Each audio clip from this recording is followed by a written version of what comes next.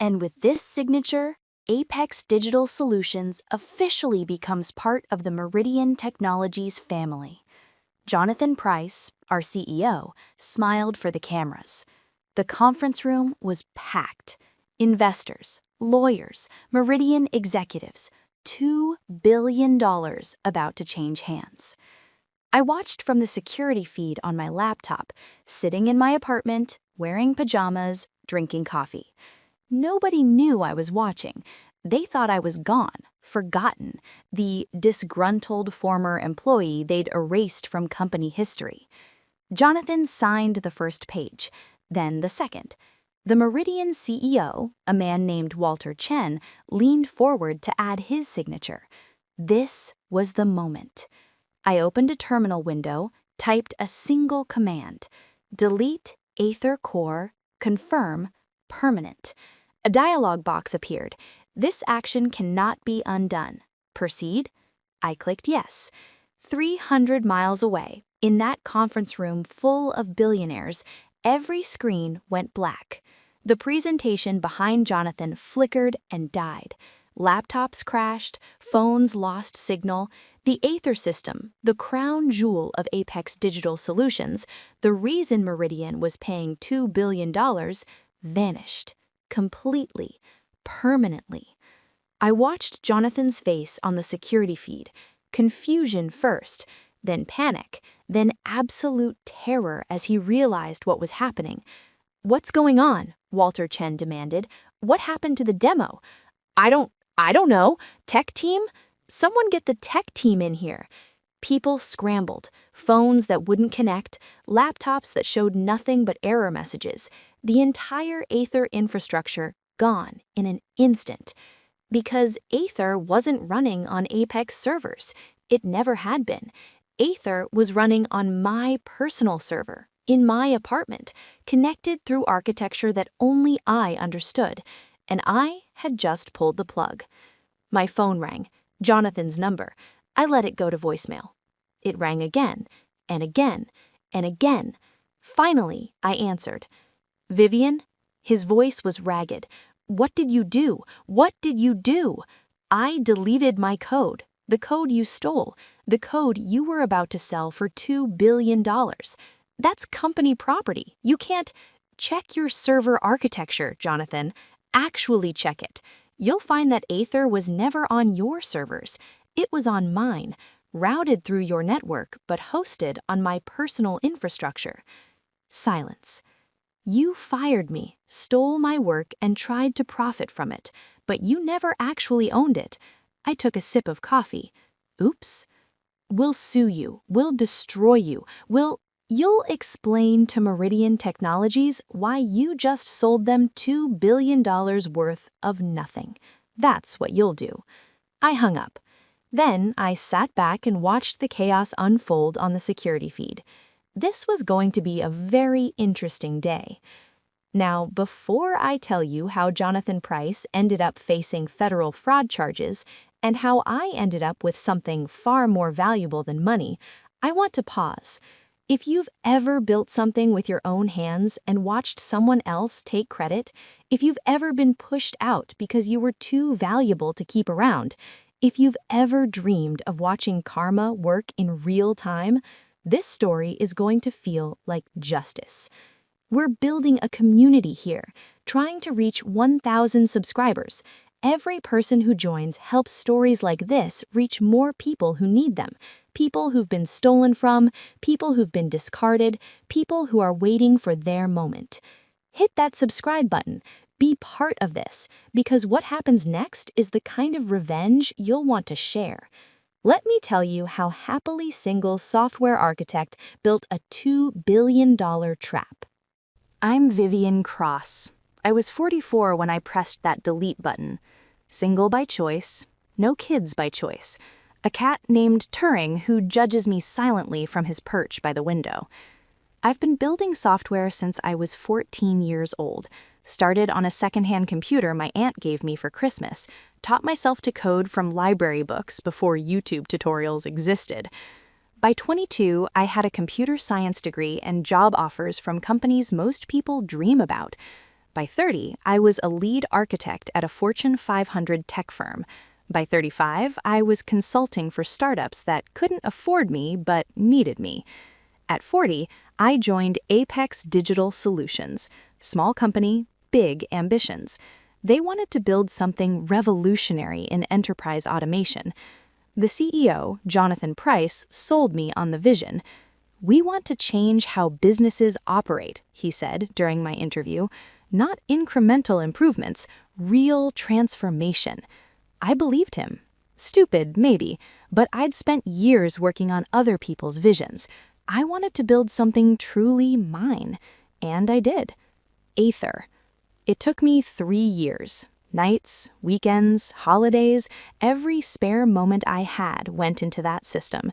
Aether wasn't just automation software, it was intelligent infrastructure, a system that could learn a company's operations and optimize them automatically, predict problems before they happened, adapt to changes in real time. Nothing else like it existed. Nothing else came close. By year 2, Aether was the reason Apex had clients. By year 3, it was the reason we had investors. By year 4, it was worth more than the rest of the company combined. And that's when things changed. Jonathan started taking meetings without me. "Business stuff," he'd say. "You focus on the tech." New executives appeared, people I'd never met, people who looked at me like I was a problem to be managed. My access to certain systems was quietly revoked. My team was reassigned to other projects. My name started disappearing from presentations about Aether. I knew what was happening. I'd seen it before. The classic startup squeeze. Build something valuable, then push out the person who built it before they can claim ownership. But Jonathan made one critical mistake. He assumed Aether was on Apex's servers because the network traffic said it was. He never dug deeper, never questioned the architecture, never asked why server maintenance always happened when I was in the office. The truth was simpler and more devastating. Aether's core code ran on my personal server, always had. I'd designed it that way from the beginning, routing traffic through Apex's network while keeping the actual brain of the system under my control. Not because I planned to delete it someday, but because I'd been burned before, because I knew that trust in corporate America was a fantasy, because protecting your work is the only protection that actually matters. When Jonathan fired me 6 months ago, he thought he was taking everything. He was actually taking nothing. The firing was brutal, designed to be. Jonathan called me into his office on a Tuesday morning. 2 HR representatives I'd never seen before were waiting. "Vivian, we've made the decision to terminate your employment, effective immediately." No warning, no explanation, just termination. On what grounds? "We're restructuring the technical team. Your position has been eliminated." Lies. Obvious lies, but legal enough to hold up. And my equity? My shares in the company. Jonathan smiled, the smile of someone who thought they'd already won. "Your employment agreement specifies that unvested shares are forfeited upon termination, and your vested shares are subject to a buyback clause at original grant value." I'd signed that agreement 4 years ago, before Aether, before the company was worth anything. My shares, worth millions at current valuation, could be bought back for pennies. "You planned this," I said quietly. "We're restructuring, it's business." Security escorted me out. I wasn't allowed to touch my computer, wasn't allowed to take anything except personal items. They watched me pack a single box while my former colleagues pretended not to notice. 14 years of experience, 4 years of building Aether, erased in 15 minutes. I went home, fed Turing, sat on my couch, and stared at the wall. Then I opened my laptop and checked my server status. Aether was running perfectly, on my hardware, in my apartment. Jonathan thought he'd taken everything, but the heart of what he'd stolen was still beating in my living room. I could have done many things in that moment. Called a lawyer, tried to negotiate, accepted my fate. Instead, I did nothing. Nothing visible, anyway. I watched, waited, monitored Apex's activities through systems they didn't know I still had access to. Not their secure systems, just public-facing stuff and the trails that Aether left behind. I learned that Jonathan was in acquisition talks with Meridian Technologies, a $2 billion deal. Aether was the entire value proposition. I learned that Jonathan had filed patents on Aether in his own name, my work, his signature. I learned that the acquisition was scheduled to close in 6 months, a massive payday for everyone except the person who'd actually built the technology. For 6 months, I planned. I didn't change Aether, didn't sabotage it, didn't leave any evidence of what I knew. I just waited for the perfect moment. The moment when Jonathan would be sitting in a room full of investors, about to receive $2 billion for my stolen work. That's when the delete button would matter most. The night before the acquisition signing, I barely slept. Not from nerves, from anticipation. I'd spent months preparing, documenting every piece of evidence that Aether was my creation. Timestamps on code commits, architecture documents with my name, email threads showing my sole authorship. I'd also consulted with lawyers, quietly, carefully. If the code is running on your personal server and you can prove you never transferred ownership, then technically you never gave up control, my attorney explained. It's a gray area, but a defensible one. And if I delete it? It's your property. You can do what you want with your property, even if it causes significant financial harm to others. She paused. They'd have to prove you acted with malicious intent, but if you're simply removing your own code from your own server, that's not illegal. It might trigger civil suits, but criminally, you're on solid ground. Solid ground. That's all I needed. The morning of the acquisition, I woke up early, fed Turing, made coffee, opened my laptop. The security feeds were easy to access. Apex hadn't changed their protocols after firing me. Arrogance, probably. They didn't think I was a threat. I watched the conference room fill up, Meridian executives in expensive suits, Apex board members looking smug, Jonathan Price practically glowing with anticipated wealth. $2 billion. That's what my work was worth to them, and they were about to pay it to the man who'd stolen it. I thought about all the nights I'd spent coding, all the weekends I'd missed, all the pieces of my life I'd poured into Aether. I thought about Jonathan's smile when he fired me, the HR representatives who wouldn't meet my eyes, the security guard who walked me out like I was a criminal. I thought about every person who'd ever had their work stolen, every creator who'd been pushed aside, every builder who'd watched someone else take credit. This was for all of us. The signing ceremony began. Jonathan gave a speech about innovation and vision and the future of enterprise technology. Not once did he mention my name. Not once did he acknowledge who actually built what he was selling. Walter Chen from Meridian spoke about the strategic value of Aether, about how it would transform their enterprise offerings, about the brilliant team at Apex. Brilliant team. I was the team. Me and Turing. The papers came out. Signatures began. Jonathan signed. Walter signed. And then I pressed delete. The chaos was beautiful. Through the security feed, I watched screens die one by one. The presentation behind Jonathan flickered and vanished. Laptops displayed error messages. Phones lost connectivity. Someone shouted for IT. Someone else ran from the room. Jonathan stood frozen, pen still in hand, watching his $2 billion evaporate in real time. "What's happening?" Walter Chen demanded. "Where's the system?" There must be a technical issue," Jonathan stammered. "Give us a minute." They didn't have a minute. They didn't have anything. The IT team arrived, ran diagnostics, checked servers, found nothing. Because there was nothing to find. Aether wasn't on their servers, had never been on their servers. "It's gone," someone said finally. "The entire Aether framework. It's just gone." Walter Chen turned to Jonathan with an expression I'll treasure forever. Pure, cold fury. "You were about to sell us a system that doesn't exist?" "It existed. It was working this morning. I don't understand." "You don't understand?" Walter stood up. "We conducted 3 months of due diligence. We had our technical team review the architecture. How is this possible?"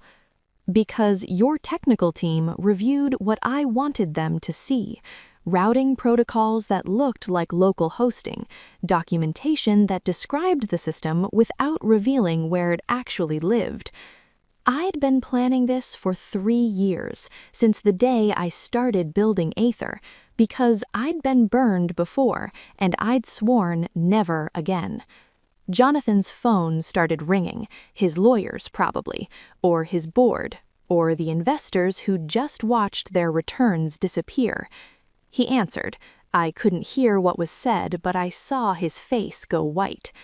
Then he looked directly at the security camera, right at me, somehow knowing I was watching. "You," he said, not into the phone, to me. I smiled, even though he couldn't see it. Then I called him back. "Hello, Jonathan." "Where is it? Where's the code?" "Deleted, permanently, from the server it was always running on. My server, in my apartment." "That's impossible. Our architecture." "Your architecture showed what I designed it to show. Aether was never yours.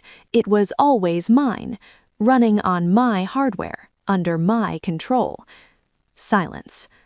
"I'm going to destroy you," he whispered.